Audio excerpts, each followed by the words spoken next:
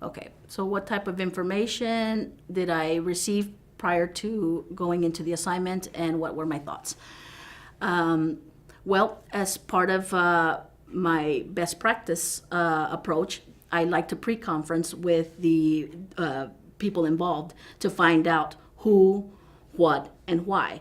So as far as the information is concerned that I gathered who were the people I was going to be interpreting for. So in this case, it was a social worker, a deaf social worker, and a deaf client from Cuba, and then a sister who spoke Spanish.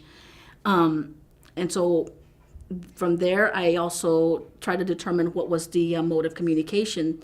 And so there was going to be Spanish, mostly. The social worker was going to use ASL, but I understand that Angel, the deaf brother, is still learning ASL, so he's highly visual. So would be using some form of visual gestural communication system. So that's important for me to know, so that I could prepare myself and also predict what kind of challenges I would face in trying to ensure effective communication happens. So so why are we here? So it was my understanding that the appointment had to do with verifying information on a food stamp application. So understanding the goals helps me mediate the language and be sensitive to what the goals of each player is, so that I can ensure that that is communicated and they can both get their goals met. My thoughts and my concerns before the assignment, when I first was asked to do this assignment and was told that trilingual interpreting was needed, I wondered, is it going to be primarily going from Spanish into ASL, or primarily from English into ASL, then Spanish? What was going to be heavy on? Was it going to be mostly ASL or Spanish or English? Because ASL is my first language. And as far as English and Spanish, even though they did come at the same time, I mastered English more so than I have Spanish. So so my thoughts were, if it's heavy Spanish voicing, then I have to prepare myself to certain demands that would come up, such as language intrusion from the primary language and the secondary language, and what type of controls I would have to apply to cope with those demands. So, getting my head in the zone, so to speak, you really got to come into it prepared and expecting the unexpected and the expected as well. Mm-hmm.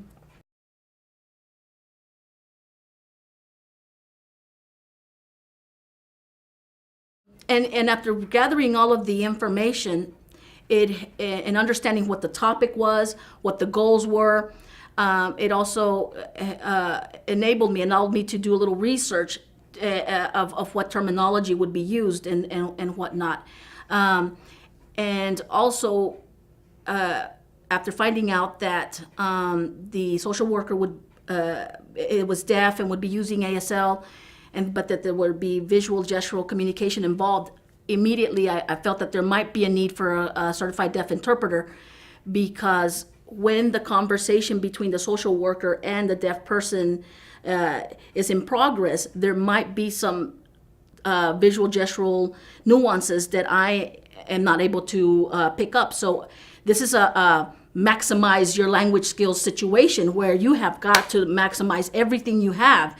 And if you just don't have what it takes, then you have to seek out other resources, such as a certified deaf interpreter. So right now I'm coming in feeling that that might be the situation for me. And so we'll have to wait and see. And at pre-conference, because the appointment didn't happen right away, I took advantage of the time to get acquainted with the deaf person and the sister. And in the course of that conversation, I found out that in Cuba,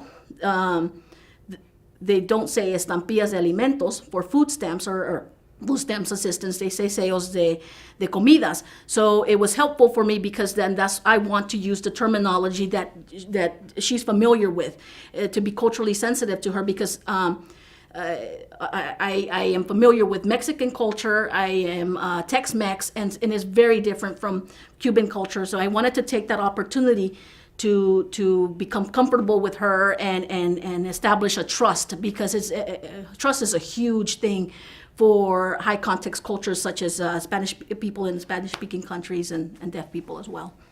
Mm-hmm.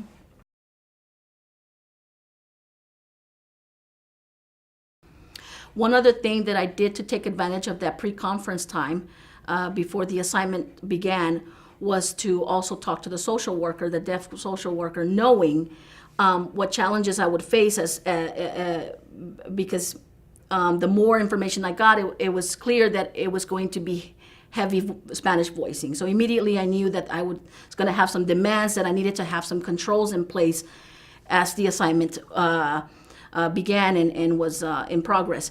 So one of the controls, so that when I came to a place where I was overwhelmed by the information and my brain was not catching up and not accessing the Spanish words or phrases, was to talk to the social worker about establishing a signal between us to let her know when I needed the pace to slow down, for us to kind of pause for a second, for me to catch up and make sure that information was rendered accurately and effectively.